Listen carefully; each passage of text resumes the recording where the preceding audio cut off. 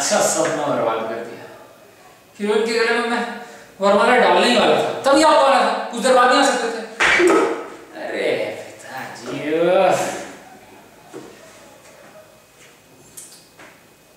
आपके गले में होता ही क्या है?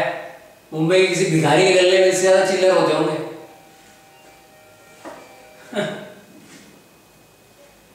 ओए बाबूलाल, जरा ध्यान से, कल की तरह इसका भी काम मत काट देना।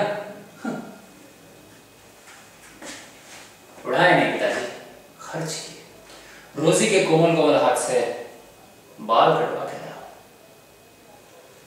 बाल कटे भी हैं और पता भी नहीं चले। This is the latest French cut you see. La coupe franche डी है।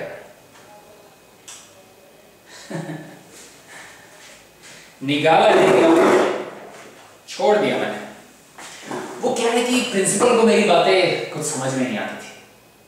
मेरे अंदर बहुत सारे आइडियाज हैं जो बाहर आने के लिए उछल रहे हैं, फुदक रहे हैं।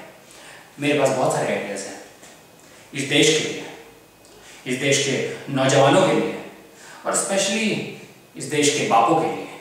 मेरे ख्याल से जब तक इस देश के बाप नहीं सुधरेंगे तब तक ये देश नहीं सुधर सकता। यह बात प्रिंसिपल के बेटे को तो समझ में आई, लेकिन प्रिंसिपल के समझ में नहीं।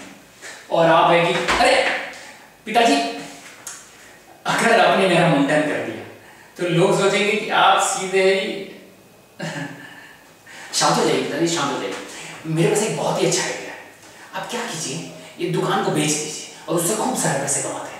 अरे आप सुनिए तो सही, उस पैसे से हम चूड़ियों की दुकान खरीदेंगे। जी हाँ, चूड़ियों की दुकान। चूड़ियों की दुकान में कहीं हंसी का झरना, कहीं जुल्फों का बिखरना, कहीं नजरों का लड़ना और कहीं आंचल का सरकना। आप अपने मोटे मोटे हाथों से उनके नाजुक नाजुक हाथों में चूड़ियां पहना रहे हैं और नजाकत से उई उई कर रही है। आप शरारत से आ कर रहे हैं। बाबूलाल, कहा था तुझे ध्यान से?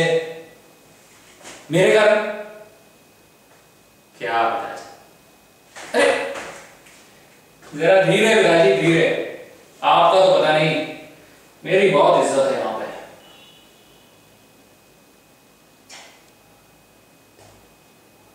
आप अभी गुस्से में पिताजी, मैं फिर से आऊंगा और आपको समझाऊंगा। होगी पिताजी, होगी। जहां भी आपके जैसा बाप होगा वहां मेरे जैसा बेटा होगा।